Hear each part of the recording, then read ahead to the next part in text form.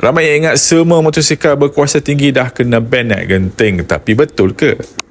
Sejak kebelakangan ini, ramai yang keliru apabila tersebar dakwaan bahawa superbike dan kereta sport sudah tidak lagi dibenarkan naik ke genting Highland.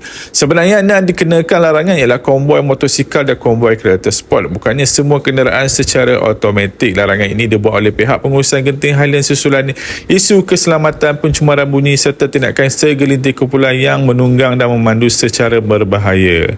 Jadi kalau anda menunggang secara solo bukan dalam konvoi dan motosikal anda berada dalam keadaan piawai tanpa exhaust bising atau pengubahsuaian yang menyalahi undang-undang, anda masih dibenarkan untuk naik. Namun begitu, kemasukan tetap tertakluk pada budi bicara pasukan keselamatan dan polis bantuan di pintu masuk.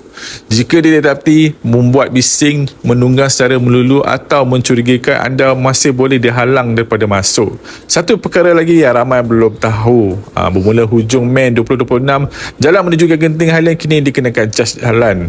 Berita baik untuk penunggang motosikal, semua motosikal dikecualikan sepenuhnya daripada cas tersebut. Manakala kereta, van dan kenderaan lain pula dikenakan cas antara RM3.30 hingga RM25 bergantung pada jenis kenderaan.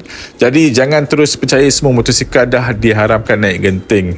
Yang menjadi sasaran ialah konvoi yang mengganggu keselamatan dan ketenteraman. Tunggang dalam berhemah, hormatilah pengguna jalan raya lain dan sama-sama menjaga nama baik komuniti pemotoran.